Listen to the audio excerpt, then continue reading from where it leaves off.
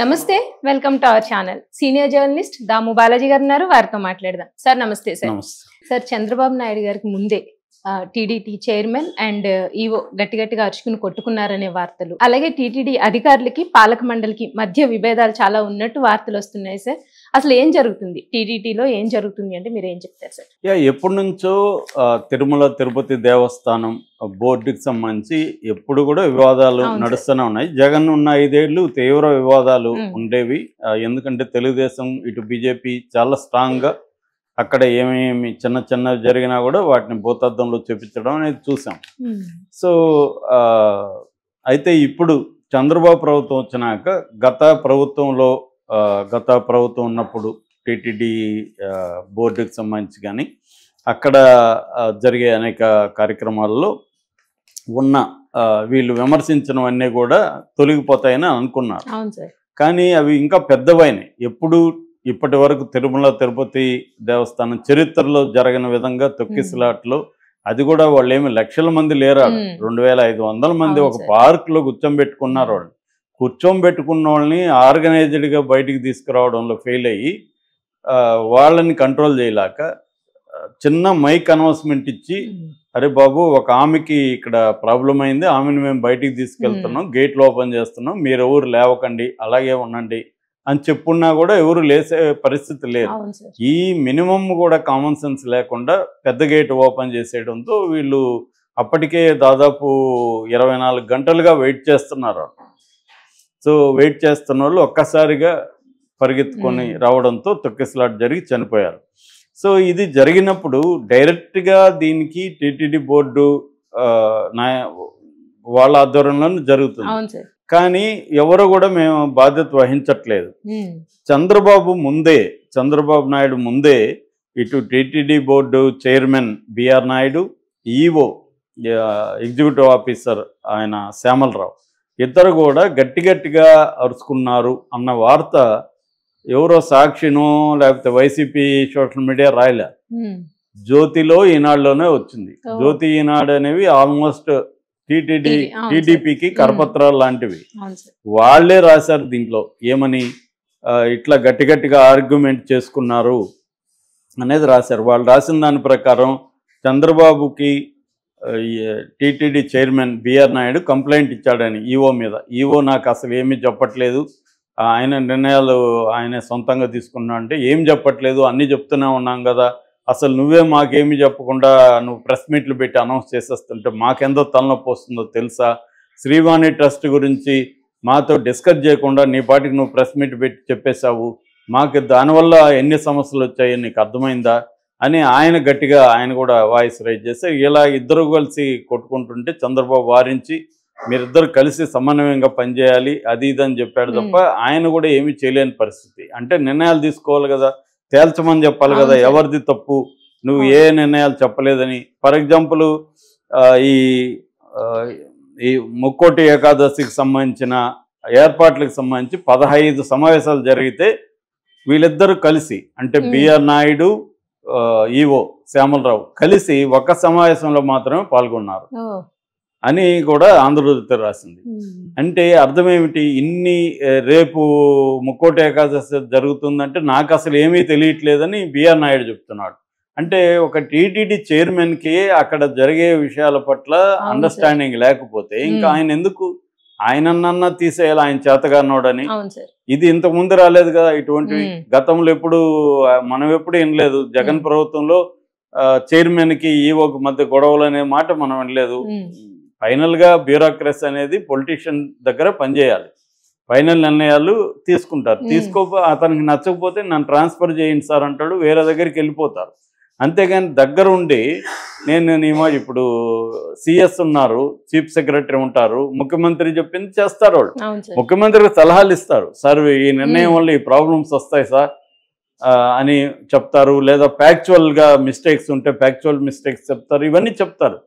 అవన్నీ చెప్పిన final decision ఎవరిది, చెప్పేవరకే వీళ్ళది. ఫైనల్ డెసిషన్ ఎవరిది అంటే ముఖ్యమంత్రిది. ముఖ్యమంత్రి నిర్ణయం తీసుకుంటే నీకు ఇష్టం ఉన్నా లేకపోయినా నువ్వు అది అమలు చేయాలి, అది సిస్టమ్ ఉండేది. లేకపోతే వాళ్ళని ఎందుకు ప్రజాస్వామ్యం ఎన్నుకోవాలి, అందరూ అధికారులు పరిపాలించే సిఎస్ఏ నిర్ణయాలు తీసుకోవచ్చు కదా, ముఖ్యమంత్రి ఎందుకు? ముఖ్యమంత్రి ఏంటంటే ప్రజల ప్రయోజనాలు దృష్టిలో పెట్టుకొని ఆయన నిర్ణయాలు తీసుకుంటాడు. దానివల్ల ఏమైనా ఇబ్బందులు వస్తాయనుకుంటే వీళ్ళు సెక్రటరీలు చెప్తారు. అట్లాగే మంత్రుల దగ్గర కూడా ప్రిన్సిపల్ సెక్రటరీ ఉంటారు ఆయా శాఖల్లో. మంత్రికి తెలియకపోతే చెప్పిస్తారు సార్ ఎందుకంటే వీళ్ళు అనేక ఏళ్లుగా అనుభవం ఉంటుంది, మంత్రి కొత్తగా వచ్చి ఉండొచ్చు.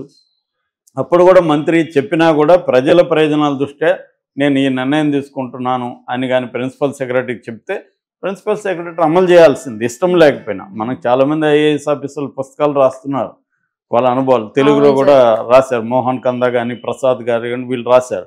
అది చదివితే కూడా ఇలాంటి అనుభవాలు చాలా ఉంటాయన్నమాట. ముఖ్యమంత్రులతో కానీ ప్రధానమంత్రులతో కానీ. ప్రసాద్ అని ఆయన మన పివి నరసింహారావు దగ్గర కూడా పనిచేస్తారు. నేను అట్లాగే కొన్ని మోడీ దగ్గర పనిచేసిన వాళ్ళ పుస్తకాలు కూడా చదివాను. వాళ్ళు ఏంటంటే ఒక్కోసారి వాళ్ళే అడుగుతారు, ఈ నిర్ణయం ఇలా అనుకుంటున్నాను, దీనివల్ల ఏమైనా ఇబ్బందులు ఉంటాయో మీరు చెప్పండి, ఎలా అమలు చేయాలి ఏంటి అడుగుతారు ఒక్కోసారి. ఇప్పుడు సీనియర్ చంద్రబాబుకి ఆయన బోల్డ్ మందిని ఇట్లాంటి వాళ్ళని చూశాడు, ఆయనకి అపారమైన అనుభవం ఉంటుంది కాబట్టి అలాంటి వాళ్ళు ఏంటంటే అవి కూడా ముందుగానే ఆలోచించుకొని చెప్తారు. ఒక్కోసారి అడుగుతారు కూడా వీళ్ళ అనుభవం ఏంటి వాళ్ళ నుంచి అని. సో అవేమీ లేకుండా ఒక బిఆర్ నాయుడు టీటీడీ చైర్మన్, ఆయన గతంలో అనుభవం ఉండకపోవచ్చు, కానీ ఆయన నోటీస్కి అయితే తీసుకెళ్ళాలి కదా, నిర్ణయాలు ఏమన్నా ఉంటే ఆయన ఇన్వాల్వ్ చేయాలి కదా.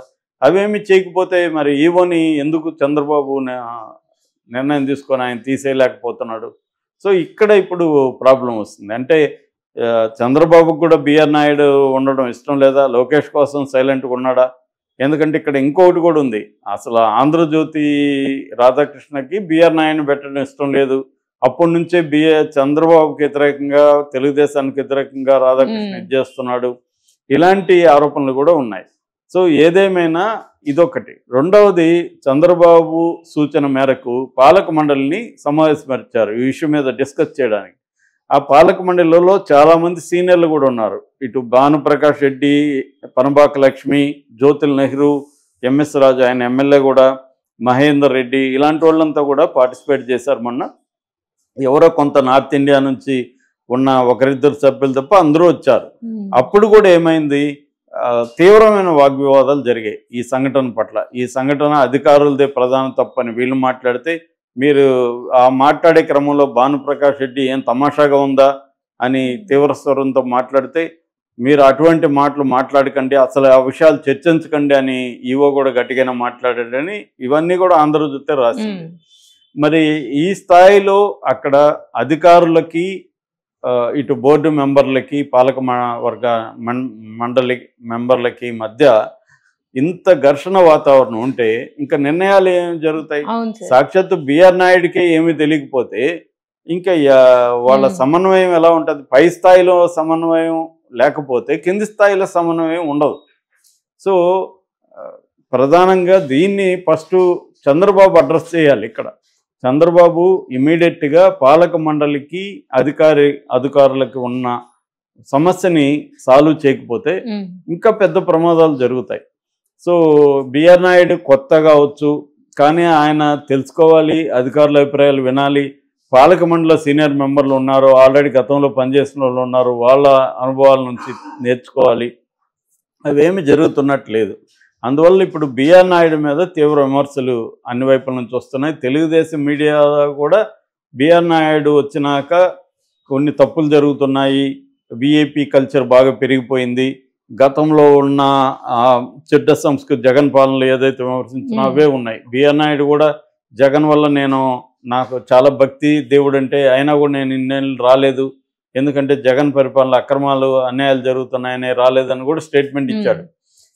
మాట్లాడితే ఆయన గతంలో జగన్ ప్రభుత్వం మీద విమర్శలు చేస్తుంటాడు. మంచిదే, జగన్ ప్రభుత్వంలో గతంలో జరిగిన దాన్ని వీళ్ళు ఎత్తి చూపడం అవన్నీ ఓకే, కానీ వాటిని రిపీట్ చేయకూడదు. అంతకంటే ఎక్కువ జరుగుతున్నా కూడా సైలెంట్గా ఉన్నారు. అసలు మొదటికే మోసం అంటే బిఆర్ నాయుడు చైర్మన్ని అధికారులకు ఖాతరు చేయకపోతే మరి ఆయన ఇన్ని రోజులు ఏం చేస్తున్నాడు? చంద్రబాబు దృష్టికి ఎందుకు తీసుకెళ్లలేదు? ఇన్ని రోజులు గట్టిగా పాలక వర్గాన్ని, మండలిని